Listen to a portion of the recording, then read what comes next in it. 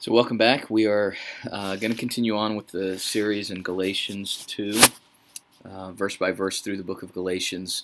Unfortunately, I didn't have enough time to do more study on the other lessons at this time, but we need to continue on moving here as well.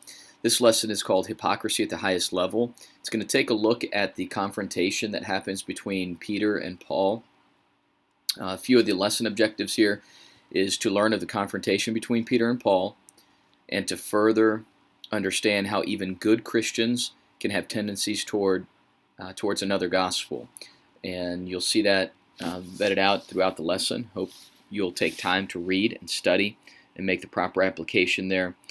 So the first major section of the lesson is, what is Paul saying? Just a verse-by-verse explanation.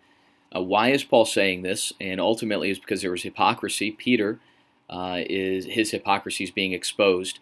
I think it's important to remember that when Peter does this, it is after he has already taken the gospel to the Gentiles. It's after he has eaten multiple meals with the Gentiles. And so this isn't something new that Peter was just trying to figure his way out through, but after he had already been used of the Lord to take the gospel, after he had the vision, he does everything that we see and find out about here in Galatians 2. And so that's the premise of the lesson. You'll see that those references there in Acts, so that you can use good cross-references there. So this hypocrisy was personal. You'll see how that's vetted out. It's consequent. There was consequences for it. Barnabas fell away with this hypocrisy as well. And then it was rooted in the fear of men. And often hypocrisy in the lives of good people is rooted in the fear of men. I give you an example there of the blind man's parents who were afraid of the Pharisees and the leaders of that time. A few application points on this lesson is, how do we know when something is not in line with the truth of the gospel? Well, first, there's an ethnically motivated separation. And throughout the lesson, you're going to see that theme develop. So make sure you spend time showing that from the passage before you get to the application point. So people will separate over excessive nationalism. My country is better than your country, and why don't you just get kicked out of our country or go back to your own country? And it's an excessive form of nationalism that is not fitting of the gospel, and you'll see that again develop through the passage. Then there is separation, which is religiously motivated. Of course, the Jews and Gentiles had different backgrounds, different religious backgrounds, but it's often motivated by the fear of man.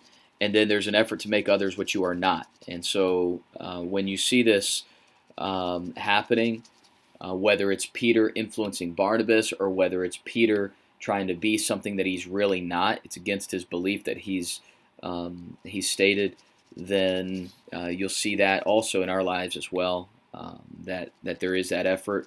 Sometimes really well-meaning preachers preach horrible applications, and they cause people to change their lives around preferences rather than around biblical principle. And they extrapolate the Bible. They twist the Bible to make it fit that agenda, and that's dangerous. Continue on in application. You're going to see this get a little more specific. An excessive nationalism that would call into question the salvation or the identity of an individual who is not as patriotic as you are. That's dangerous. Christians who are overwhelmed by a sense of insecurity. These are people who don't really grasp the gospel, so they bring burdensome teaching upon others. They can't control their gossip. As a matter of fact, that's how they show that they're tremendously insecure, is by tearing other people down to make them feel like they feel.